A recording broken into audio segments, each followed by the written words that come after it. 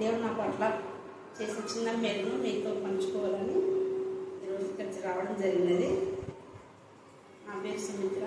నేను ఇక్కడే స్కూల్లో సిఆర్టీ ఇంగ్లీష్గా పనిచేస్తున్నా. అయితే నాకు కొంచెం ఏదానికైనా చిన్న దానికి చాలా భయపడుతుంటాను. భయపడి అది అట్లే నాలో అలుగచ్చుకునేది. ఒకసారి మా స్కూల్లో ఒక సంఘటన జరిగినప్పుడు వెళ్ళినాను. అక్కడికి వెళ్ళిన తర్వాత భయం వేస్తుంది. ఏందమ్మా అంటే అన్నిల దగ్గర వేసినట్టు కొంచెం భయం నాకు చచ్చుకునింది. భయం తెచ్చుకొని రాత్రిపూట నిద్ర పట్టడం లేక భయం వేస్తుంది. ఏదో అలజడి, ఏదో తెలియని వేదన, నాకు ఆలోచనలు వస్తున్నాయి. నాకు ఇంట్లో బయట ఉంది నా మనసులో అనేసి అక్క దగ్గరకు వచ్చిన. అక్క ప్రార్థన చేస్తే బాగా అంటే చాలా సాక్ష్యాలు విన్నాను, బాగుంటుందని చెప్పినందుకు అక్క దగ్గరకు వచ్చి ప్రార్థన చేయించుకున్నాను.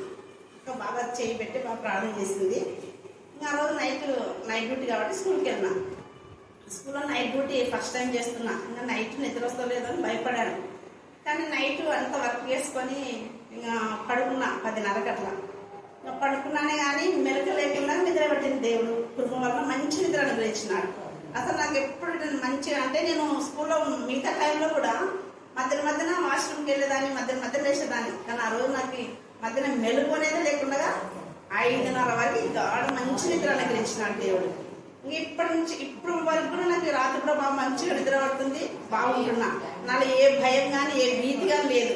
నా పక్కన 1000 మంది పడినా 10,000 మంది పడినా నాకు భయం లేదు. నా దేవుడు నా పట్ల ఉన్నాడని ఒక గొప్ప దృఢ నిశ్చయం నాకు కలిగింది.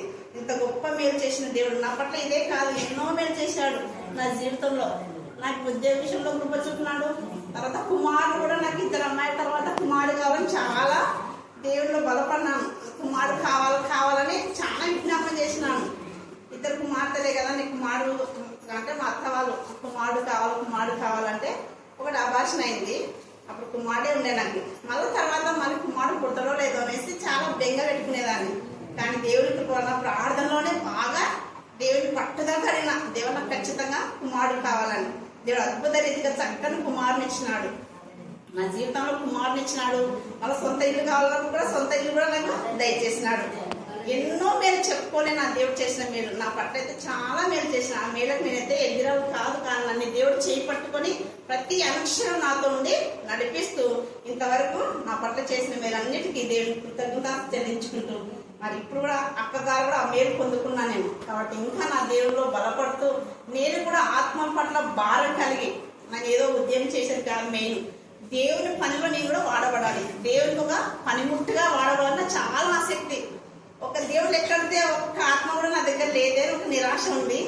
అట్లా ఉండకుండా నేను కూడా దేవుని ఆత్మ పట్ల భారం కలిగి ఒక్క 5 మంది, ఒక 6 మంది, ఒక్క ఆత్మను రక్షించేటట్లు నా ఆత్మలో నా యొక్క ప్రార్థనలు బలపడ్డట్టు మీరందరూ జ్ఞాపకం చేసుకోవాలని ఇచ్చిన సాక్ష్యం దేవుడు దీవించి ఆశీర్వదించి కూడా ఆమె సబ్జెక్ట్ లో 100% అందరికీ అంటే ఇంతకుముందు కూడా ప్రశాంతి ఇంగ్లీష్ మేడం చాలా ఆసక్తి. ఆమె కూడా దేవుడు ఇక్కడ మా ఇంట్లోనే ఉండింది 2.5 years. అద్భుత రీతిగా సొంత గృహాన్ని ఇచ్చారు. ఒక పాప, ఒక బాబు. వీరి కోసం మీరు ప్రార్థన చేయండి. ఖచ్చితంగా మేడంకు అనేక ఆత్మలు దేవుడు దయచేదాకా ప్రార్థిస్తున్నాం. మీకు మరొకసారి వందనాలు స్తోత్రం చెల్లించుకుంటున్నాం తండ్రి. మా మధ్యకు మీరు నడిపించారు నా ప్రభా, నా తండ్రి. మరి మేడం బట్టి నా ప్రభా మీకు వందనాలు చెల్లిస్తున్నాం. సుమిత్ర మీ జ్ఞానాత్మతో మీరు నింపిన ప్రభా, రోషంగా దేవుడి బిడ్డగా నీకు సాక్షిగా సాధనంగా మీరు వాడుకోబోతున్నందుకు మేము స్తుతిస్తున్నాం. ఈ బిడ్డను బట్టి కేజీబీ మీద ఉన్న ప్రతి బలహీనత నా ప్రభా అందరికీ చేసి కేసునామా రాయపరచమని ప్రార్థిస్తున్నాం. ప్రతి విద్యార్థిని మీ నామంలో మీ రక్తంలో మా తల్లి మీరు ముద్రించమని ప్రార్థిస్తున్నాం. ఇక నా ప్రభా నా తల్లి అక్కడ విద్యార్థులు కానీ మేడమ్స్ కానీ ఎవరికి ఎలాంటి ప్రాబ్లం రాకుండా మీరే నా తల్లి దేవా కేజీబీ హాస్టల్కు మీరు కంచె వేయమని ప్రార్థిస్తున్నాం. అగ్ని ప్రాకంగా ఉండమని ప్రార్థిస్తున్నాం.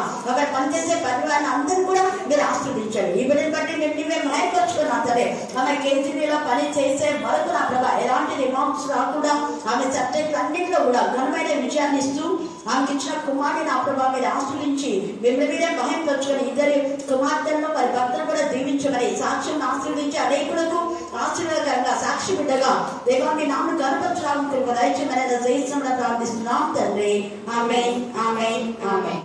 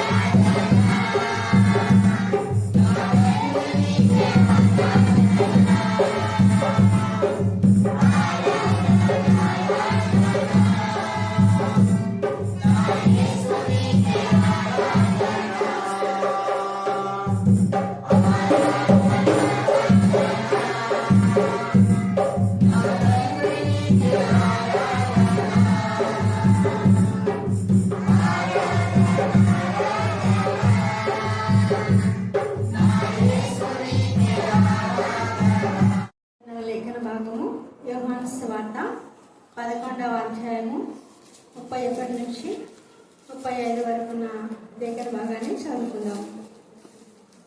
కనుక ఇంటిలో మరియతో కూడా నుండి ఆమెను ఓదార్చుచుండిన యూదులు మరియ త్వరగా లేచి వెళ్ళుట చూచి ఆమె సమాజంతో ఏడ్చుటకు అక్కడికి వెళ్ళుచున్నదనుకొని ఆమె వెంట వెళ్ళింది. అంతటా మరియా యేసు ఉన్న చోటికి వచ్చి ఆయనను చూచి ఆయన పాదముల మీద పడి, ప్రభువా, నీవిక్కడ ఉండి నీడలా నా సహోదరుడు చావకుండునెను. ఆమె ఏడ్చుటయు ఆమెతో కూడా వచ్చిన యూదులు ఏడ్చుటయు యేసు చూచి కలవరపడి ఆత్మలో మూలుగుచు అతని ఎక్కడ ఉంచుతున్న అడుగగా వారు ప్రభువా వచ్చి చూడమని ఆయనతో చెప్పిరి. యేసు కన్నీళ్లు విడిచెను. దేవుడి యొక్క పరిశుద్ధ లేఖనం మనం ఇంట్లో దీవించి ఆశీర్వదించుగాక. ఆమేన్, ఆమేన్, ఆమేన్. మీరు క్షేమంగా చేర్చిన విధానం బట్టి మేము స్తుతిస్తున్నాం. అలాగనే ఏనుగు వెళ్ళినటువంటి నా తల్లి దేవ, సోదరు మల్లిక, డాక్టర్ మా తల్లి దేవ, రిషి విషయంలో అద్భుతంగా సీఎం హాస్పిటల్లో దేవ కాన్ఫరెన్స్ లో మీరు ఆ బిడ్డలు వాడుకున్నందుకు మీకు ఎంత స్తుతించాం కూడా తక్కువే. నీ నామంలోకే మహిమ కలుగాక. నీ నామం పైన వెళ్ళుచున్న అనేక మంది బిడ్డలు ఆయా ప్రాంతాలలో బయట వెపన్స్ గా మీరు వాడుకుంటున్నందుకు మేము స్తుతిస్తున్నాం. దేవ నా తండ్రి వైద్య వృత్తిలో, మా తండ్రి ఉపాధ్యాయ వృత్తిలో, దేవ ఆఫీసర్స్ గా, క్లరికల్ పోస్ట్ లో ఏ విధానంలో వారు పనిచేస్తున్నప్పటికీ వారి పనిని బట్టి నేను కనపరిచే కృపను, శక్తిని, సహాయం దయచేస్తున్నారు. అలాగనే స్పోర్ట్స్ లో అనేక మంది బిడ్డలకు మీరు ఇస్తున్న ఘనమైన విజయాన్ని బట్టి కూడా మీకు వందనాలు, స్తుతులు, స్తోత్రం చెల్లిస్తున్నా. దేవ ఇప్పుడు ఇచ్చిన బిడ్డలు నా ప్రభ ఈ లేఖన భాగం వారి జీవితానికి నా తల్లి ఒక మంచి నా ప్రభ నా తల్లి పునాది రాయిగా ఉండటానికి మీ జ్ఞానాత్మక మరి ఏ విధానంలో బిడ్డలు శ్రేణి కావాలో మీరే వారికి జ్ఞానాన్ని, వివేకాన్ని మీరు దయచేది కాక. వారిపైన దృష్టి ఉంచి మీరు ఆలోచన చెప్పిస్తున్న విధానం బట్టి మేము స్తుతిస్తున్నాం. దేవ నా తల్లి వారికి వారుగా లేఖన భాగం నేర్చుకుంటున్నందుకు ఎంత స్తుతించా కూడా తక్కువే ప్రభా. స్తోత్రం దేవ. లేఖన భాగాలను ఇక్కడ విన్న వారందరి జీవితాల్లో నేను పరిపరిచయమని ప్రార్థిస్తున్నాం.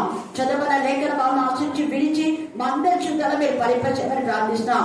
మనుషాత్మ, అపవిత్రాత్మ చేయిస్తామని గర్తించి పాత్రలుగా బంధించమని ప్రార్థిస్తున్నాం.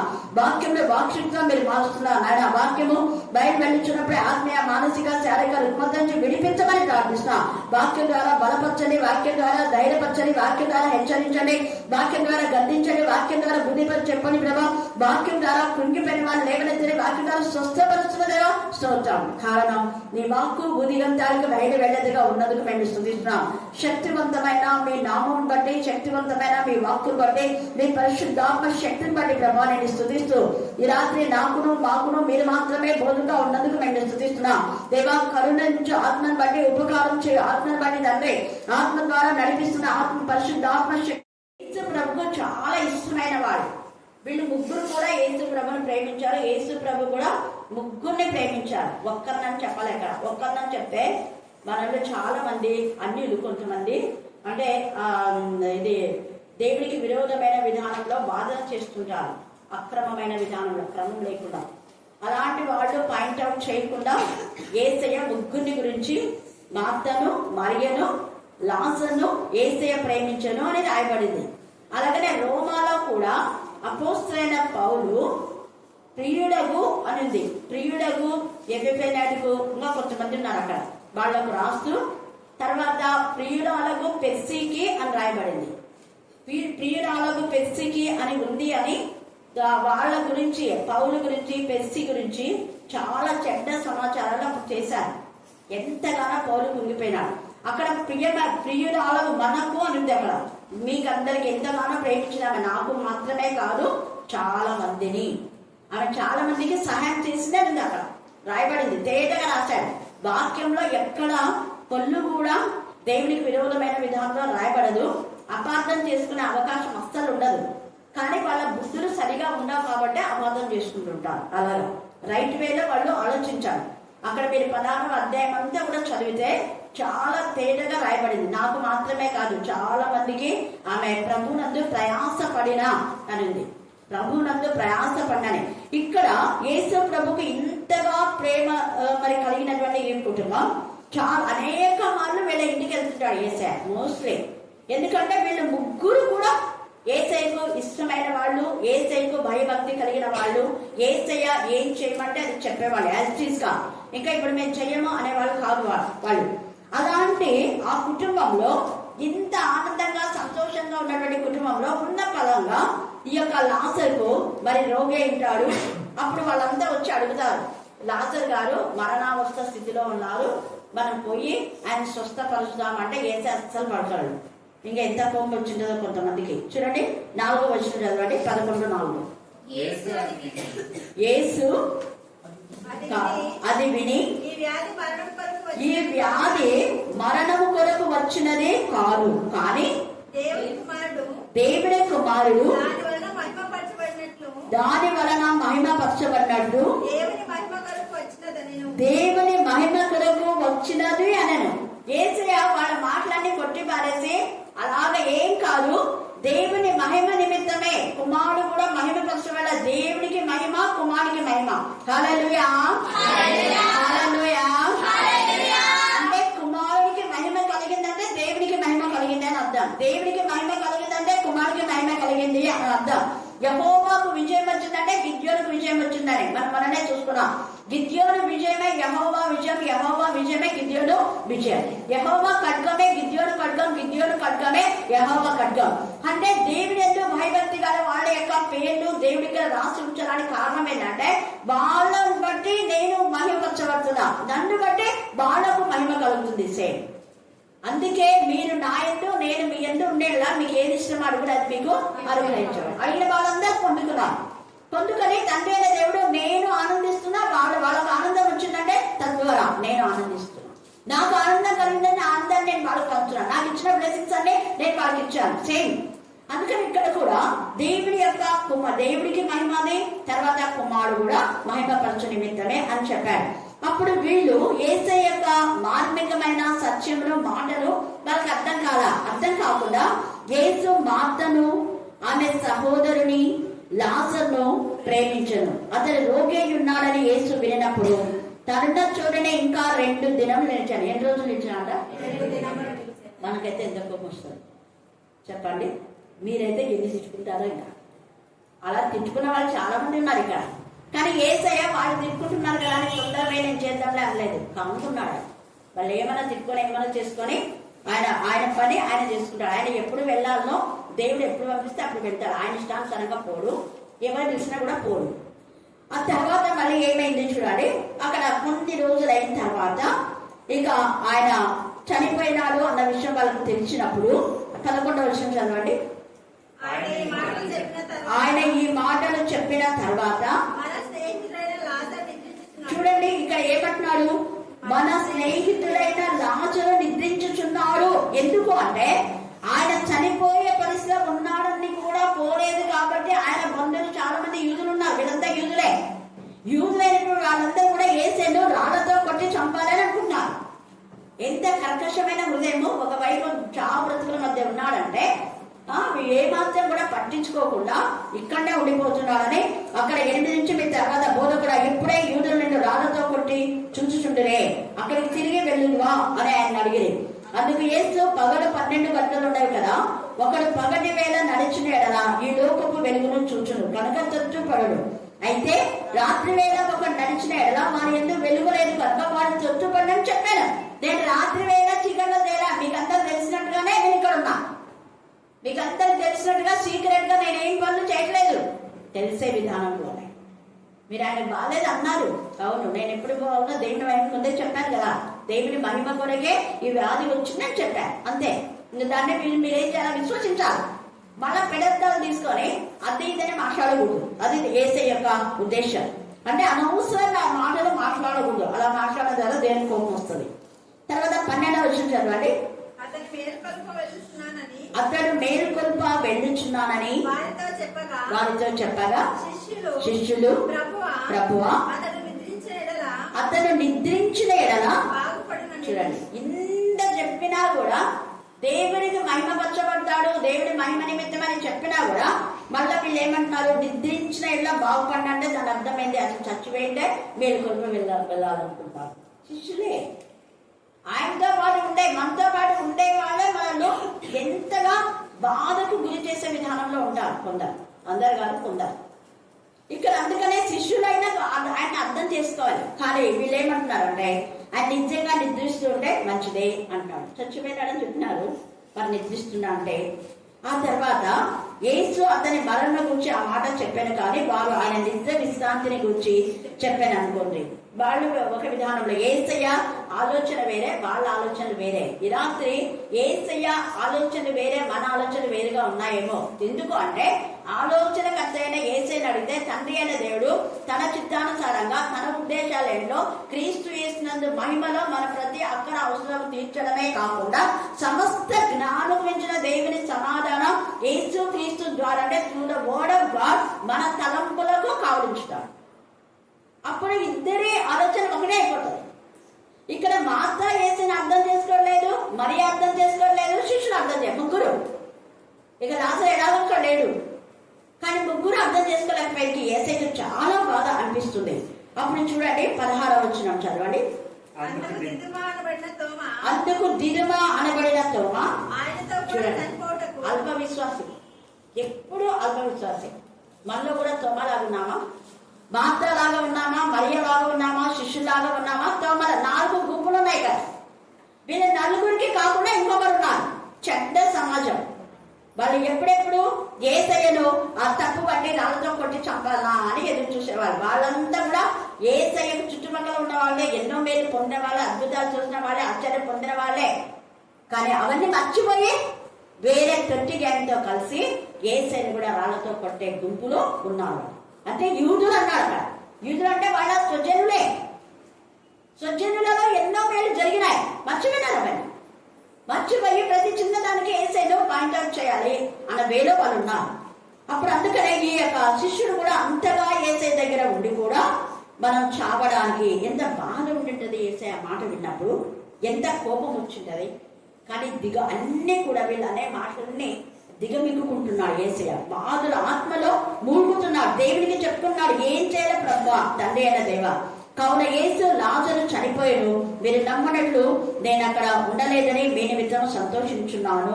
అయినను అతని ఎందుకు మనం వెళ్ళుదామని రండని స్పష్టంగా వారితో చెప్పాను. అందుకు అంత స్పష్టంగా చెప్పినా కూడా దిదుమా అనబడిన తోమ ఆయనతో కూడా చనిపోవడం మనం వెళ్ళుదామని తనతో శిష్యులతో చెప్పినంటే మిగతా శిష్యులందరిలో కూడా ఉన్న విశ్వాసాన్ని పోగొడుతున్నాడు. ఈ క్యాడర్లో ఉన్నాను. ఆత్మీయంగా ఎదుగుతున్న వాళ్ళు కూడా పడగొట్టే రేంజ్ లో ఉంటారు కొంతమంది.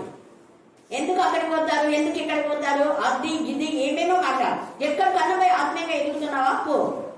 ఆత్మీయంగా ఎదిగినప్పుడు ఇంకా ఆత్మీయంగా జరిగే జీవితంలో ఎవరైనా వెళ్తారా? వెళ్ళారు.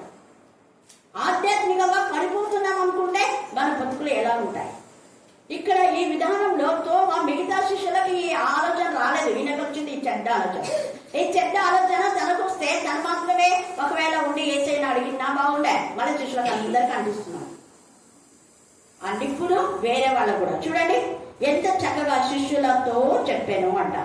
యేసు వచ్చి అది వరకే 4 దినములు సమాధిలో ఉండేనని తెలిసిపోయింది. యేసు వచ్చాడు, యేసు తెలిసి కూడా వాళ్ళు ఏం మాట్లాడతారో అని మాట్లాడుతున్నారు అనమాట. 4 దినములు సమాధిలో ఉండాడు. మరి యేసయ్య లాజరును ఏ రోజు లేపాడు చెప్పాలి. చాలా మంది 4వ రోజు లేపినాడు, 3వ రోజు 3 రోజులు ఉన్నాడు అంటుంటారు. అది జ్ఞానవంతురాలు చెప్పలేటండి అందరు గట్టిగా. మనకు వేరే వద్దు. అందుకే ప్రతి పదాన్ని మనం చూడాలా. ఎక్కడ అక్కడ తెచ్చి ఇక్కడ తెచ్చి కలిపి వాక్యాలు చెప్పడం అదే వద్దు. ఇక్కడ ఉన్న వాక్యమే యేసు వచ్చి అది వరకే అతడు 4 దినములు సమాధిలో ఉండాలని చెప్పారు. ఈ పదాన్ని చాలా మంది 90% దైవజనులు 4వ రోజు లేపినా నేను విన్నా, చాలా సార్లు విన్నాను.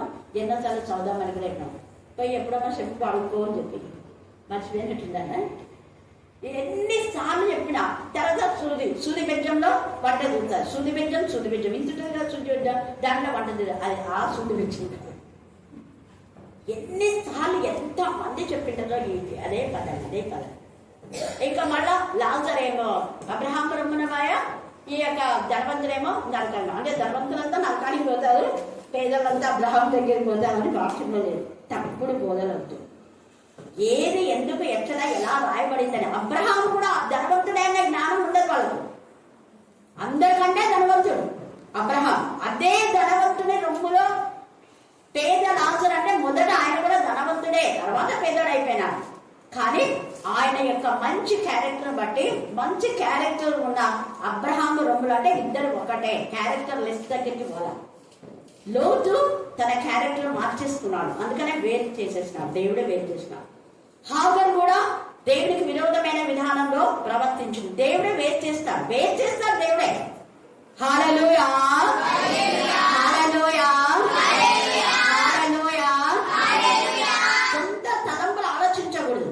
అక్కడ యాకోబుకు వాళ్ళ అమ్మ నాన్న నీ మామయ్య కుమార్తెల్లో ఒక్కతని చేసుకో అంటాడు.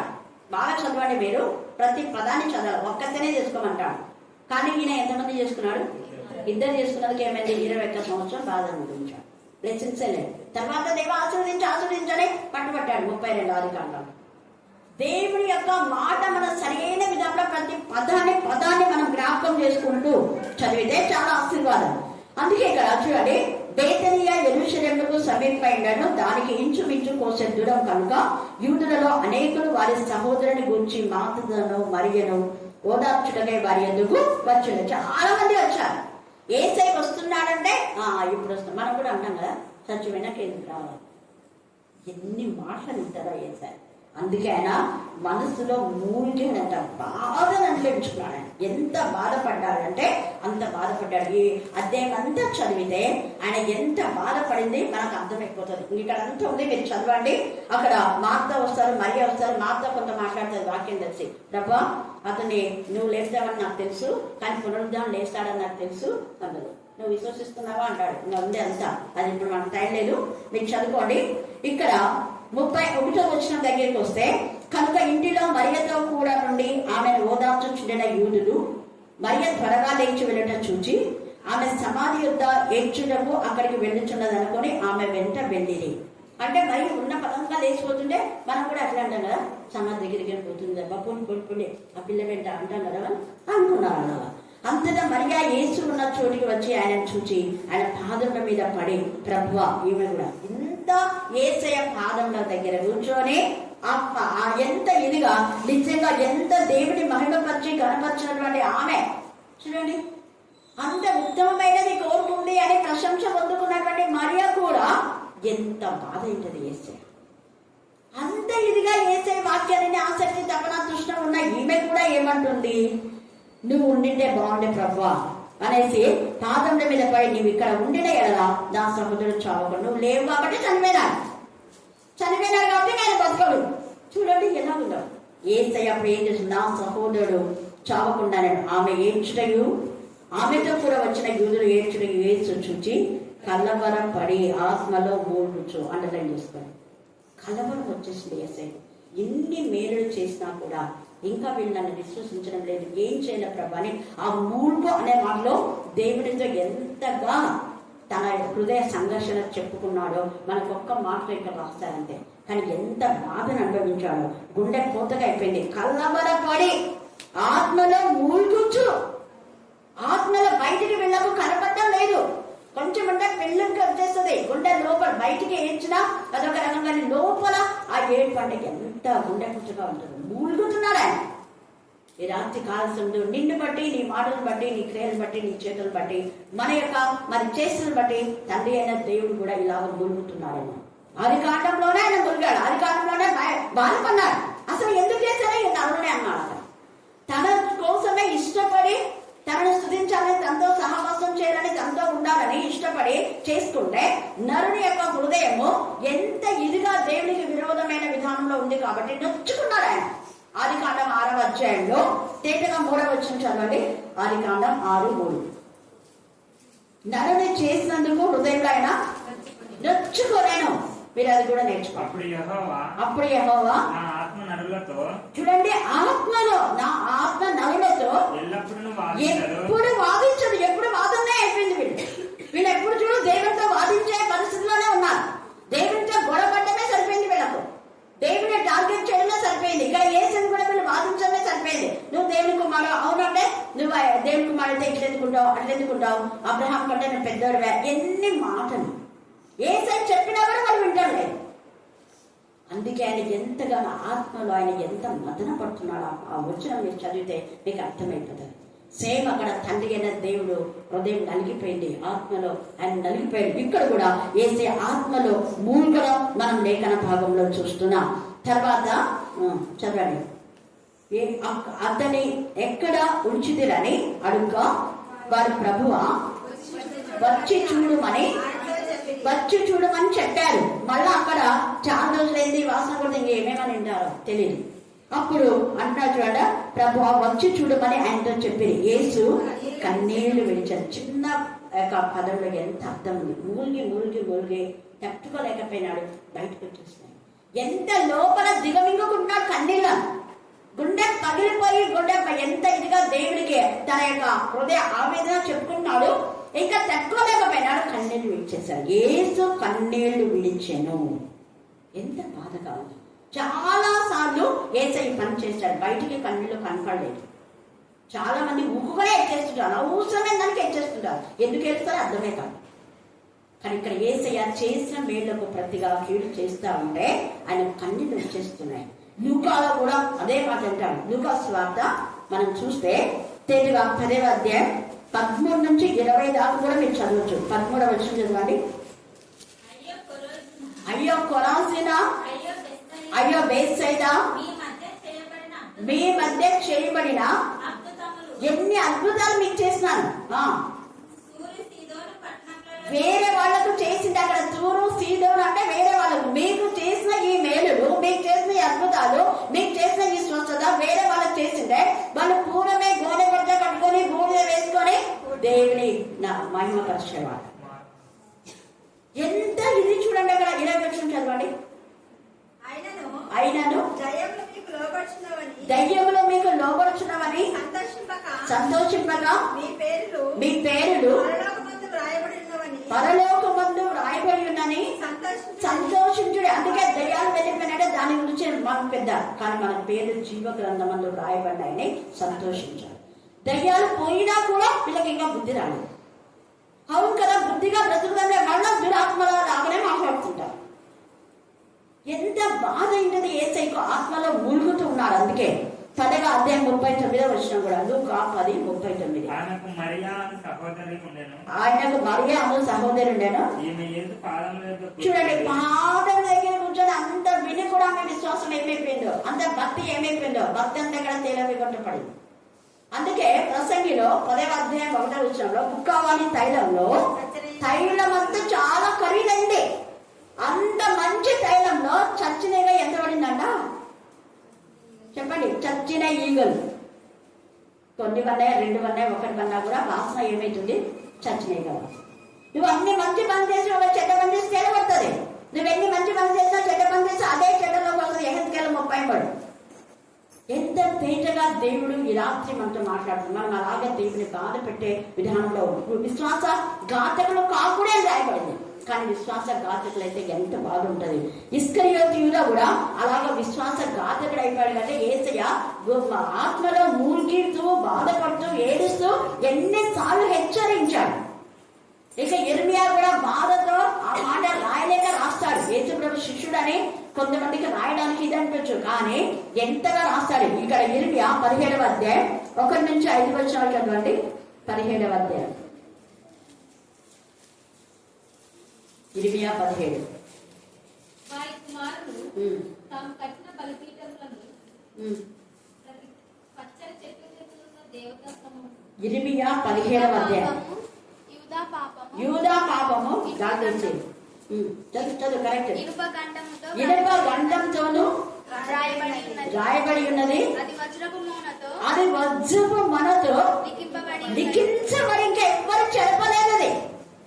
ఇనుప గంటము వజ్రం మన అంటే ఎవ్వరు చెప్పలేదంటే ఆకాశం పైన కానీ ఆకాశం కింద కానీ భూమి పైన కానీ భూమి కింద కానీ అక్కడ ఎవరు విప్పలేనటువంటి గ్రంథాన్ని యేసే విప్పాడు. కానీ ఇక్కడ ఈయన పాపము విప్పబడదు. ఈయన పాపము యేసే రక్తం కూడా కలగబడదు. కారణం ఏంటంటే యేసే రక్తానికే విరోధంగా ఈ పాపం ఉంది. లోక పాపం మోసుకొని పోవు దేవుని గొర్రెపిల్లనే. ఇస్కరియోతీయుల కోసం కూడా యేసయ్య రక్తం కార్చాడు. బట్ ఇతను తెలిసి చేసిన పాపం క్షమించరాని పాపం. అందుకనే మరణకరమైన పాపం కలదు అని 1 యోహాను 5లో ఉంది. మరణకరమైన పాపం ఉంది, మరణకరం కాని పాపం ఉంది. ఆ మరణకరమైన పాపం అనేది 2వ మరణము అని.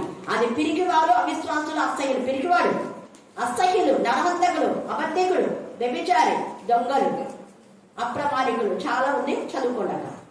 ఆ క్యాడర్లో ఎవరైతే ఉన్నారో వాళ్ళ కోసమే మనం ప్రార్థన చేసినా కూడా వాళ్ళకి రక్షణ రాదు. ఇది మీరు గుర్తించాలి. యేసయ్య పేతురు కోసం దానం చేశాడు, ఇస్కరియోతీయుల కోసం చేయలేదు. అంటాడు, నేను లోకంలో వీళ్ళు ఉన్నారు ప్రభా, కానీ నేను లోకం కోసం చేయటం లేదు. మీరు నాకు ఇచ్చే వీళ్ళ కోసం నేను దానం చేస్తున్నా. తర్వాత ఇస్కరియోతీయుల వచ్చేటప్పుడు వాడు వస్తున్నాడు, అంత మనకు పడ్డది, మనం వెళ్తాం పదాలన్నాడు. కారణం వాడు లోకంలో ఉన్నాడు. చెప్పినంత వరకు చెప్పాడు, ఆత్మలో మూల్గాడు, కన్నీరు కార్చాడు. మహారోగంతో వేదంతో తను మరణం నుంచి రక్షించగల వారికి ఇంక్లూడింగ్ ఇస్కరియోతు యూదా కోసం కూడా ఏడ్చి ఇంకా వదిలేసినాడు దేవుడు. ఈ రాత్రి వదిలేసే పరిస్థితిలో మనం ఉన్నామేమో. అక్కడ మళ్ళా ఉంది 17వ అధ్యాయం 5వ వచనంలో, యెహోవాను ఆశ్రయించక శరీరంలో తమకు ఆధారంగా చేసుకోవాలి వాడు శాపగ్రస్తుడు. శాపంలో పన్నాడు. ఎవరికి శాపాలు ఆల్రెడీ రాశాడు దేవుడు. ఎవరో శాపం పెడితే శాపాలు రావు. హేతువు లేని గాయములు తగలగా పోవునంటే కారణం లేకపోతే అసలు ఏం రాదు. నీకు వస్తుందంటే కారణం ఉంది.